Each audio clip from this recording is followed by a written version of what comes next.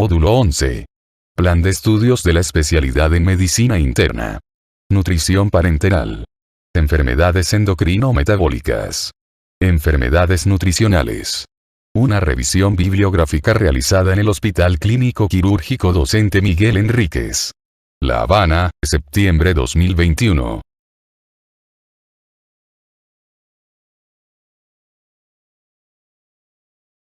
Contenido. Relación de la nutrición con la salud y la enfermedad. Valoración nutricional. Desnutrición de calorías y proteínas. Trastornos de la alimentación de origen conductual. Obesidad. Definiciones.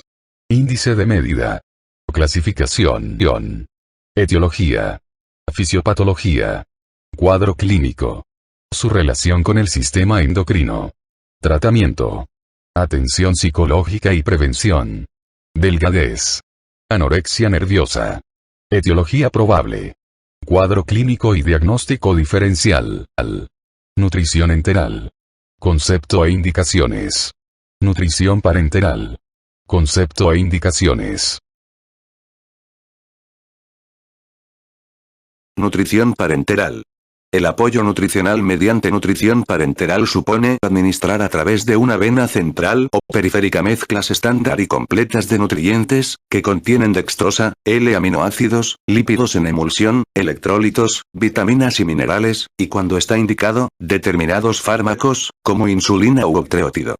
Técnicamente la nutrición parenteral incluye también la administración parenteral de micronutrientes específicos o combinaciones de micronutrientes con objeto de corregir un déficit, por ejemplo, tiamina, cobre, electrólitos. La administración de nutrición parenteral total en pacientes con disfunciones del tubo digestivo se ha convertido en una práctica rutinaria en la mayoría de los hospitales y unidad de cuidados intensivos del mundo, aunque su utilización en cada una de las diferentes instituciones presenta una gran variabilidad. La nutrición parenteral es imprescindible para la supervivencia de los pacientes con insuficiencia intestinal, por ejemplo, síndrome del intestino corto. Desgraciadamente, se dispone de pocos datos objetivos procedentes de estudios bien diseñados, extensos, controlados y aleatorizados acerca de la eficacia real y las indicaciones de la nutrición parenteral en subgrupos de pacientes con una insuficiencia intestinal de menor grado de gravedad. En las unidades de cuidados intensivos de Estados Unidos, la utilización de la nutrición parenteral decayó durante la última década, con un aumento concomitante de la nutrición enteral. Tabla 217, 1. Causas frecuentes de desnutrición proteico-calórica, y de depleción de micronutrientes en pacientes con enfermedades agudas, o crónicas. Disminución espontánea de la ingestión de alimentos debido a la anorexia de las enfermedades crónicas o agudas, a síntomas gastrointestinales, por ejemplo, náuseas, vómitos, dolor abdominal, o a depresión, ansiedad. Restricción de la ingestión de alimentos necesaria para una intervención quirúrgica o un procedimiento diagnóstico o terapéutico, o disfunción gastrointestinal debida a las mismas causas.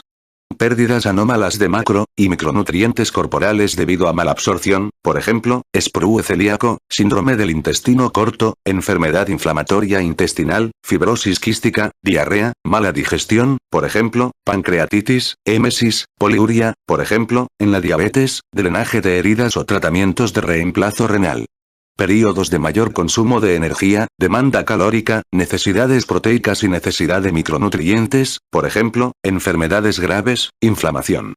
Efectos catabólicos de las hormonas contrarreguladoras de la hipoglucemia, por ejemplo, cortisol, catecolaminas, glucagón, liberación de citocinas proinflamatorias por parte de células inmunitarias, endoteliales o epiteliales estimuladas, interleucinas 1, 6 y 8, y factor de necrosis tumoral alfa, y resistencia tisular periférica a las hormonas anabolizantes insulina y factor de crecimiento semejante a la insulina de tipo 1.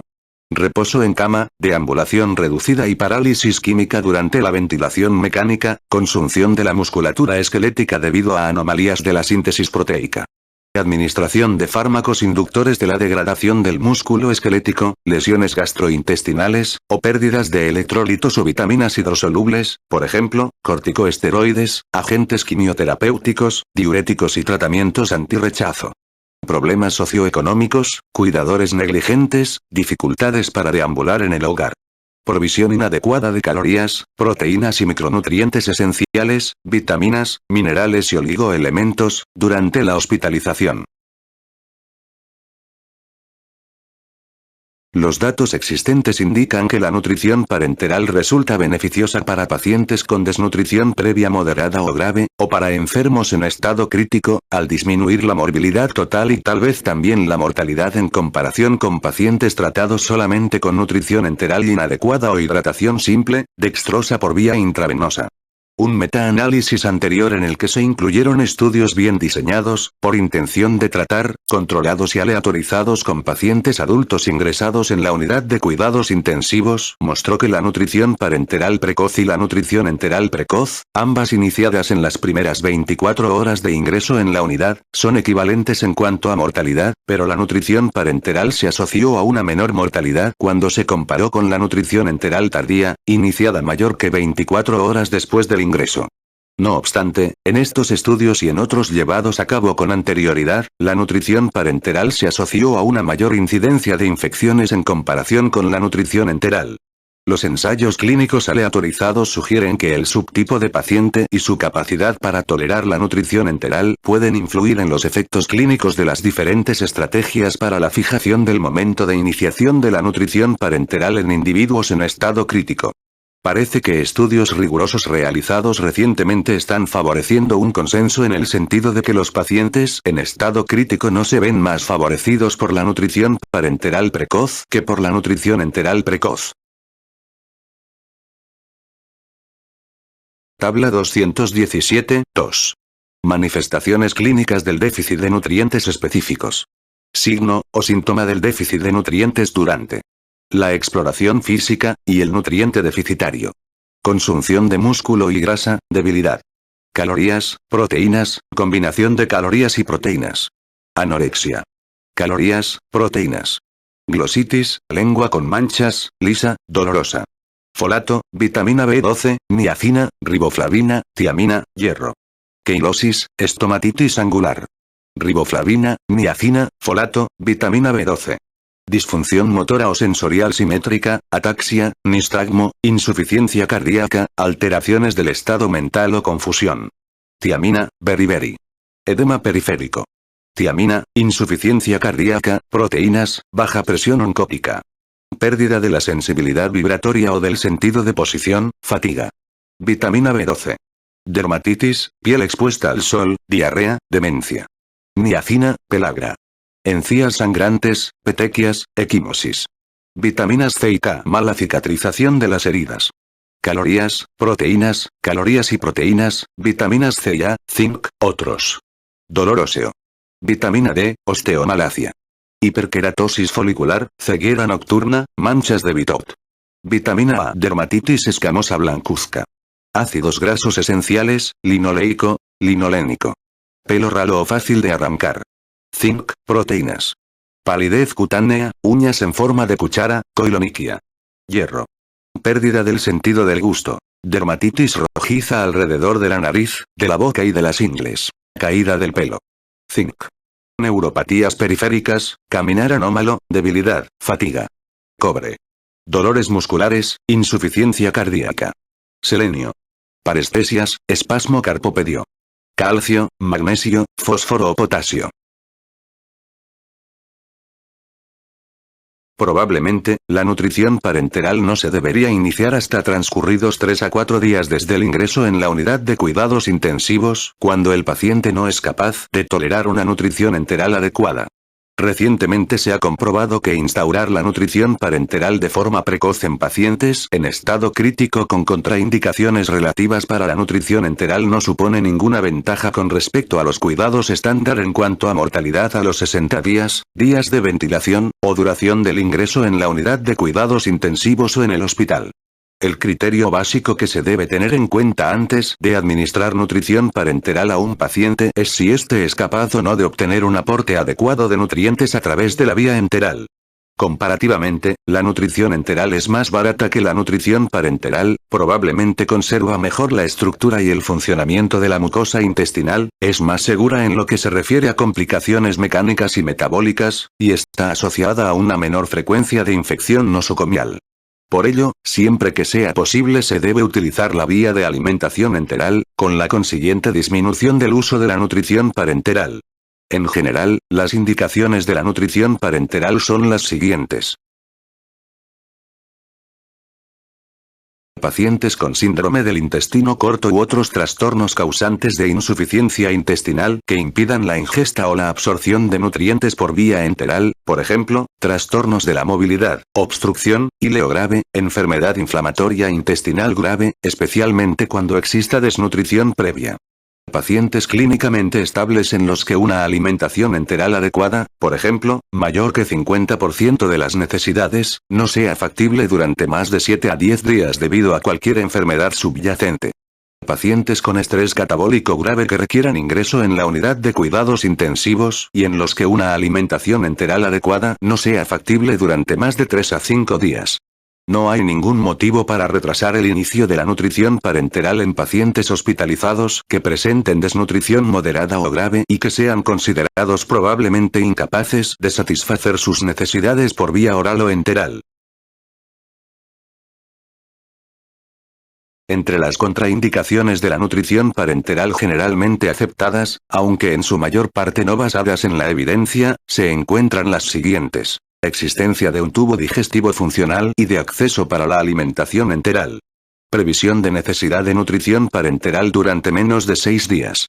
Incapacidad del paciente para tolerar la cantidad de líquido intravenoso extra necesario para la administración de la nutrición parenteral, o hiperglucemia o anomalías electrolíticas graves en el día planificado para iniciar la nutrición parenteral. Septicemia no controlada o inestabilidad hemodinámica grave. Riesgo excesivo a juicio de los clínicos de instalar una nueva vía intravenosa exclusivamente para la administración de la nutrición parenteral. En casos concretos, rechazo por parte del paciente, si es competente, o de sus representantes legales autorizados a los procedimientos agresivos de alimentación, como puede ocurrir con pacientes en estado premórbido o terminales, es preciso discutir el tema a fondo con el paciente, sus familiares o sus representantes. La nutrición parenteral se puede administrar en forma de soluciones venosas periféricas o centrales mediante catéteres percutáneos insertados en las venas subclavia o yugular interna, no tunelados en el entorno hospitalario, con destino a la vena cava superior, a través de catéteres venosos centrales subcutáneos tunelados, por ejemplo, catéteres de Hickman, o puertos venosos centrales, para nutrición parenteral crónica ambulatoria, o mediante catéteres centrales venosos insertados periféricamente. Aunque no se dispone de muchos datos, es claramente preferible tratar a los pacientes que requieren nutrición parenteral venosa central a largo plazo y de forma ambulatoria con un catéter venoso central tunelado que con un catéteres centrales venosos insertados periféricamente, dada la mayor incidencia de complicaciones locales, por ejemplo, flebitis, rotura del catéter, y, probablemente, de infecciones que se asocian a estos últimos. En la tabla se muestra una comparación del contenido habitual de macronutrientes y micronutrientes de líquidos utilizados para la nutrición parenteral venosa periférica y central. Las soluciones típicas para la nutrición parenteral venosa periférica presentan concentraciones bajas de dextrosa, 5%. Aporta 3,4 kilocalorías por gramos, y aminoácidos, menor que 3,5%. Aportan 4 kilocalorías por gramos, con objeto de reducir al mínimo el riesgo de flebitis, y la mayor parte de la energía que proporcionan proviene de las grasas en emulsión, 50 al 60% de las calorías totales.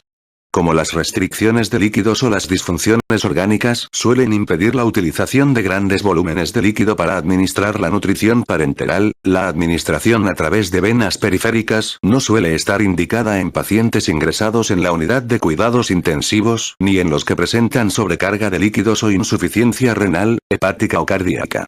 Estas soluciones son útiles sobre todo en pacientes estables que pueden tolerar las grandes cantidades de líquido necesarias para proporcionar una cantidad suficiente de aminoácidos y energía, generalmente, entre 2,5 y 3 litros por día, sin que sea preciso administrar cantidades excesivas de lípidos. Las emulsiones de lípidos para administración intravenosa, que en Estados Unidos se suelen añadir a la nutrición parenteral en forma de disolución de aceite de soya al 20%, proporcionan los ácidos grasos esenciales linoleico y alfa, linolénico y energía, 10 kilocalorías por gramos. Suelen administrarse mediante infusión de 24 horas de duración en la bolsa de administración de la nutrición parenteral. La velocidad máxima recomendable de infusión de la emulsión lipídica es de aproximadamente 1 gramos por kilogramo por día. La mayoría de los pacientes asimilan bien los triglicéridos plasmáticos procedentes de la emulsión lipídica. En algunos estudios se ha asociado la administración de dosis mayores de emulsión a base de aceite de soya a efectos proinflamatorios y prooxidativos, y posiblemente a inmunodepresión, tal vez debido a la alta cantidad de ácidos grasos omega 6 producidos a partir del ácido linoleico. Esto ha conducido a que en Europa y otros países fuera de Estados Unidos se hayan autorizado y se hallen clínicamente disponibles formulaciones intravenosas a base de aceite de pescado, aceite de oliva, aceite de soya, triglicéridos de cadena media, aceite de soya y combinaciones de las mismas. Recientemente se ha autorizado en Estados Unidos una emulsión lipídica para administración intravenosa compuesta de un 80% de aceite de oliva y un 20% de aceite de soya. Es importante medir la concentración sanguínea basal de triglicéridos y después monitorizarla aproximadamente cada semana, y como sea conveniente para comprobar la correcta asimilación de las grasas intravenosas. La concentración de triglicéridos se debe mantener por debajo de 400 miligramos por decilitro para reducir el riesgo de pancreatitis y la disminución de la capacidad de difusión pulmonar en pacientes con enfermedad pulmonar obstructiva crónica grave. Cuando la nutrición parenteral se administra a través de una vena central, pueden incrementarse las concentraciones de dextrosa, 3,4 kilocalorías por gramos, y aminoácidos, 4 kilocalorías por gramos, y las soluciones empleadas pueden ser hipertónicas. Esto evita tener que administrar grandes cantidades de emulsiones de lípidos para conseguir el aporte calórico necesario.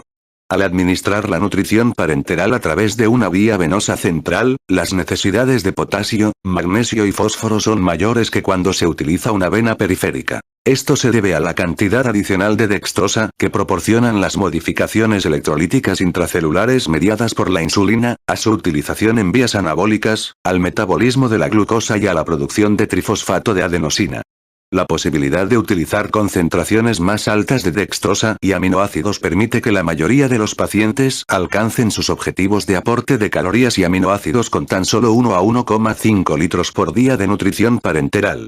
Al iniciarse la nutrición parenteral venosa central, entre el 60 y el 70% de las calorías no procedentes de aminoácidos son aportadas por la dextrosa, y entre el 30 y el 40% por la emulsión lipídica. Estos porcentajes se van ajustando de acuerdo con la determinación de las concentraciones sanguíneas de glucosa y de triglicéridos, respectivamente. Para mantener la concentración sanguínea de glucosa dentro del rango deseado, se puede reducir la cantidad administrada a través de la vía venosa central o añadir insulina a la bolsa de nutrición parenteral. Cuando los pacientes ingresados en la unidad de cuidados intensivos y alimentados mediante nutrición parenteral venosa central desarrollan hiperglucemia, se debe administrar insulina a través de otra vía intravenosa diferente.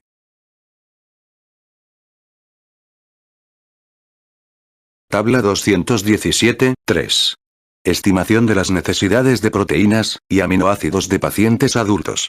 Trastorno clínico, y las dosis de proteínas y aminoácidos. Enfermedad aguda en paciente bien alimentado, 1,2 a 1,5 gramos por kilogramo por día. Desnutrición o intenso estrés catabólico, 1,5 a 2 gramos por kilogramo por día. Postoperatorio, 1,2 a 1,5 gramos por kilogramo por día. Insuficiencia hepática aguda, 0,6 a 1,2 gramos por kilogramo por día.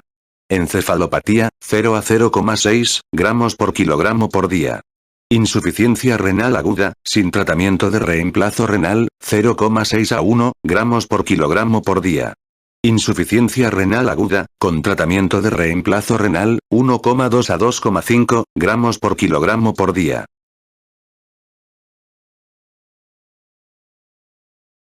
Tabla 217, 4. Algunas indicaciones clínicas para el apoyo nutricional especial oral enteral, o parenteral paciente con desnutrición proteico-calórica moderada o grave, o con señales de déficit de uno o más micronutrientes específicos. Paciente con pérdida de peso involuntaria del 5 a 10% o más del peso habitual en las últimas semanas o meses, con menor que 90% del peso corporal ideal, o con un índice de masa corporal menor que 18,5 kilogramos por metro cuadrado. Previsión de que la ingesta de alimentos en el hospital o en régimen ambulatorio sea menor que 50% de las necesidades durante más de 5 a 10 días debido a una enfermedad subyacente. Paciente con estrés catabólico grave, por ejemplo, ingreso en la unidad de cuidados intensivos, infección grave, que probablemente no va a ingerir suficientes alimentos durante mayor que 3 a 5 días. Después de cirugía gastrointestinal u otras intervenciones de cirugía mayor, por ejemplo, reemplazo de cadera, resección parcial de algún órgano. Enfermedades asociadas a disfunción gastrointestinal prolongada, mayor que 5 a 10 días. Por ejemplo, diarrea, náuseas, vómitos, hemorragia digestiva, hileo grave, obstrucción parcial, o síndrome del intestino corto, diarrea crónica grave u otros síndromes que cursan con malabsorción. Situaciones clínicas en las que la ingesta de alimentos por vía oral pudiera estar contraindicada o reducida, como en la insuficiencia respiratoria o de cualquier otro órgano aguda o grave, la demencia, la disfagia, la radio o quimioterapia, la enfermedad inflamatoria intestinal, la pancreatitis, las fístulas enterocutáneas que provoquen grandes pérdidas, el alcoholismo y la drogadicción. En la enfermedad pulmonar obstructiva crónica, la infección crónica y otros trastornos inflamatorios o catabólicos crónicos, cuando se constate una reducción de la ingesta o pérdida reciente de peso. No se han definido con rigor las necesidades específicas de oligoelementos y vitaminas de los distintos subgrupos de pacientes alimentados por vía intravenosa, por lo que la estrategia consiste en administrar las cantidades recomendadas en algunas publicaciones de tal manera que las concentraciones sanguíneas de la mayoría de los pacientes tratados con preparados intravenosos estandarizados se mantengan dentro de los límites recomendados. En diversos estudios se ha observado que los pacientes ingresados en la unidad de cuidados intensivos presentan concentraciones bajas de zinc, selenio, y vitaminas C e D, incluso aunque se les administre nutrición parenteral, o nutrición enteral, especial. La depleción de estos nutrientes esenciales puede a su vez alterar la capacidad antioxidante, la inmunidad, la cicatrización de heridas y otras funciones corporales importantes. Por ejemplo, se sabe que el zinc es importante para el buen funcionamiento del sistema inmunitario, la cicatrización de heridas, la síntesis de proteínas y la regeneración de la mucosa gastrointestinal. Probablemente el aporte de zinc, y de otros micronutrientes, como el cobre, se debería incrementar en la nutrición parenteral de pacientes con quemaduras, grandes heridas, pérdidas importantes de líquidos a través del tubo digestivo y otros trastornos si las concentraciones en suero son bajas. No obstante, esta recomendación práctica no está basada en la evidencia, ya que en ensayos clínicos aleatorizados realizados recientemente con gran rigor no se han confirmado los resultados beneficiosos observados anteriormente en estudios menos extensos al administrar grandes dosis de selenio a pacientes ingresados en la unidad de cuidados intensivos, y los estudios acerca de la utilización de suplementos de zinc en las unidades de cuidados intensivos no han sido concluyentes.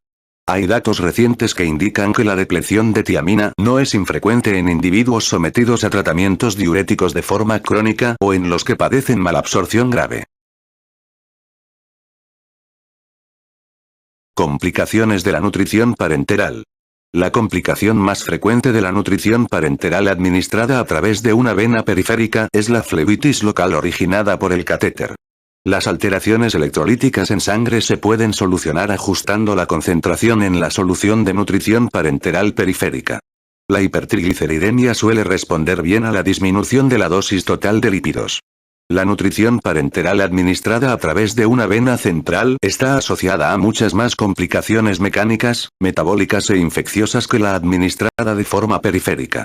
Las complicaciones mecánicas son todas las que acarrea la inserción de un catéter venoso central, por ejemplo, neumotórax, hemotórax, mal posicionamiento del catéter y trombosis.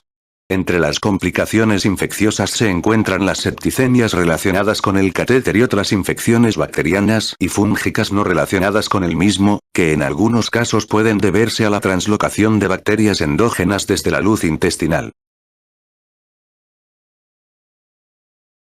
Parece que el riesgo de contraer estas infecciones aumenta cuando se usan accesos venosos centrales distintos de las venas subclavias, por ejemplo, venas yugular o femoral, y catéteres de uso múltiple con puertos no exclusivos para la nutrición parenteral, a través de los cuales se realizan otras operaciones, como extracciones de sangre o administración de medicamentos. El descontrol de la concentración sanguínea de glucosa, mayor que 140 o 180 miligramos por decilitro, no es infrecuente en pacientes tratados con nutrición parenteral venosa central y está relacionado con un mayor riesgo de infección nosocomial. Entre los factores de riesgo de hiperglucemia se encuentran una glucemia mal controlada al iniciarse la administración de nutrición parenteral. La utilización de altas concentraciones de dextrosa, mayor que 10%, en los primeros días o un incremento demasiado rápido del aporte de glucosa. Una administración insuficiente de insulina exógena. Una monitorización inadecuada de las respuestas de la glucemia a la administración de la nutrición parenteral central, y la administración de corticoesteroides o agentes vasoconstrictores como adrenalina, que estimulan la gluconeogenia y provocan resistencia a la insulina. También hay datos recientes que indican que un aporte inadecuado o inexistente del aminoácido glutamina puede aumentar el riesgo de infección en pacientes que requieren nutrición parenteral. Parece que en determinadas situaciones, como los estados catabólicos, este aminoácido se convierte en esencial y actúa como combustible para las células inmunitarias y de la mucosa intestinal, además de ejercer también otras acciones potencialmente beneficiosas. Existen muchos estudios llevados a cabo con animales de experimentación y algunos con humanos en los que se demuestra que la adición de glutamina en la nutrición enteral y la nutrición parenteral estimula la inmunidad, reduce el número de infecciones hospitalarias y preserva la función barrera del intestino. Varios grupos de expertos recomiendan en la actualidad la adición rutinaria de glutamina a la nutrición parenteral de los pacientes ingresados en unidad de cuidados intensivos, pero esto sigue siendo cuestión de controversia debido a que en algunos estudios no se ha observado beneficio alguno, incluso se ha sugerido que puede ser perjudicial, en algunos subgrupos de pacientes, y no se ha detectado tampoco ninguna disminución de la mortalidad hospitalaria. Los estudios sobre la eficiencia en el uso de nutrientes y las complicaciones en pacientes intensamente catabólicos sugieren que se debe administrar menor cantidad de energía y aminoácidos proteínas que la que se solía administrar en el pasado, especialmente si el paciente no está estable o está ingresado en una unidad de cuidados intensivos. A través de una vía central es sencillo administrar una nutrición parenteral de alto contenido en calorías, hidratos de carbono, aminoácidos y grasas, hiperalimentación, pero, si un médico decide hacerlo, ha de tener en cuenta que esto puede acarrear graves complicaciones metabólicas, como sobreproducción de dióxido de carbono, azoemia, hiperglucemia, alteraciones electrolíticas, y esteatosis y lesiones hepáticas. Las dosis de dextrosa y de lípidos deben ser ajustadas durante varios días después del inicio de la nutrición parenteral. Es preciso monitorizar cuidadosamente las concentraciones sanguíneas de glucosa, electrolitos y triglicéridos, los resultados de las pruebas funcionales de los distintos órganos, los aportes y las pérdidas, y el curso clínico del paciente. Cuando la nutrición parenteral se administra a través de una vía central, el síndrome de realimentación es relativamente frecuente en pacientes en riesgo, entre los que se encuentran los que presentan desnutrición previa o depleción de electrólitos, los alcohólicos y los que han sido sometidos previamente a largos periodos de hidratación intravenosa, por ejemplo, con dextrosa al 5%, sin apoyo nutricional, todas ellas circunstancias frecuentes en pacientes hospitalizados. El síndrome de realimentación se desencadena tras la administración de una cantidad excesiva de dextrosa por vía intravenosa, mayor que 150 a 250 gramos, que es lo que contiene un L de nutrición parenteral con un 15 al 25% de dextrosa. Esto estimula intensamente la liberación de insulina, lo que da lugar a una rápida disminución de la concentración sanguínea de potasio, de magnesio y especialmente de fosfato, debido al desplazamiento de estos iones hacia el medio intracelular y a su utilización en las vías metabólicas de los hidratos de carbono. La administración de altas dosis de hidratos de carbono consume también tiamina, que es un cofactor necesario para el metabolismo de los hidratos de carbono. Se pueden producir, por tanto, síntomas de déficit de tiamina, especialmente en pacientes cuyos niveles basales de este compuesto eran ya bajos. La hiperinsulinemia también tiende a producir retención renal de sodio y líquidos.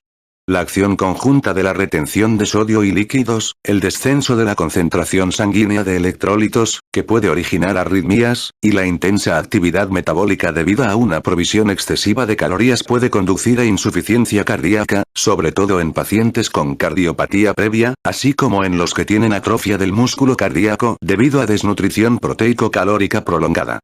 Para prevenir el síndrome de realimentación es precisa una cuidadosa vigilancia para detectar a los pacientes que presentan riesgo. La iniciación de la nutrición parenteral utilizando concentraciones bajas de dextrosa, y la provisión empírica de dosis más altas de potasio, magnesio y fósforo, de acuerdo con los resultados de los análisis de sangre y el estado de funcionamiento renal, así como de suplementos de tiamina, 100 mg por día durante 3 a 5 días.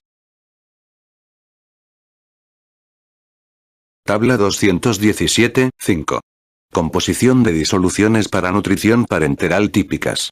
Componente, nutrición parenteral periférica, y nutrición parenteral central. Volumen, litros por día, 2 a 3, en la nutrición parenteral periférica, y de 1 a 1,5, para la nutrición parenteral central. Dextrosa, por ciento, el 5, en la nutrición parenteral periférica, y de 10 a 25, para la nutrición parenteral central. Aminoácidos, por ciento, 2,5 a 3,5, en la nutrición parenteral periférica, y de 3 a 8, para la nutrición parenteral central. Lípidos, por ciento, 3,5 a 5, en la nutrición parenteral periférica, y de 2,5 a 5, para la nutrición parenteral central. Sodio, miliequivalentes por litro, 50 a 150, para ambas nutrición parenteral. Potasio, miliequivalentes por litro, 20 a 35, en la nutrición parenteral periférica, y de 30 a 50, para la nutrición parenteral central. Fósforo, milimol por litro, 5 a 10, en la nutrición parenteral periférica, y de 10 a 30, para la nutrición parenteral central. Magnesio, miliequivalentes por litro, 8 a 10, en la nutrición parenteral periférica, y de 10 a 20, para la nutrición parenteral central. Calcio, miliequivalentes por litro, 2,5 a 5, para ambas nutrición parenteral. Oligoelementos. Los oligoelementos que se añaden diariamente a la nutrición parenteral periférica y central son mezclas de cromo, cobre, manganeso, selenio y zinc, que también se pueden añadir de forma individual. Vitaminas. Las vitaminas que se añaden diariamente a la nutrición parenteral periférica y central son mezclas de vitaminas A, B1, tiamina, B2, riboflavina, B3, niacinamida, B6, piridoxina, B12, C, D, y E, así como biotina, folato y ácido pantoténico. La vitamina K se añade de forma individualizada, por ejemplo, en pacientes con cirrosis. Cada una de estas vitaminas también se puede añadir individualmente. En pacientes en los que esté indicada la nutrición parenteral ambulatoria, los médicos de cabecera deben trabajar coordinadamente con profesionales de los servicios sociales para poner al paciente en contacto con compañías de atención domiciliaria y profesionales expertos en apoyo nutricional capaces de valorar el estado del acceso venoso, la situación metabólica y la administración de la nutrición parenteral, así como para realizar las tareas de seguimiento y monitorización que sean precisas. Es importante no dar de alta precipitadamente a pacientes en los que se acaba de instaurar la nutrición parenteral. Conseguir un acceso venoso adecuado y monitorizar los electrolitos y la hidratación durante 2 a 3 días tras el inicio de la nutrición parenteral son aspectos importantes del tratamiento en la mayoría de los casos, y resultan imprescindibles en pacientes con desnutrición grave o con riesgo de síndrome de realimentación.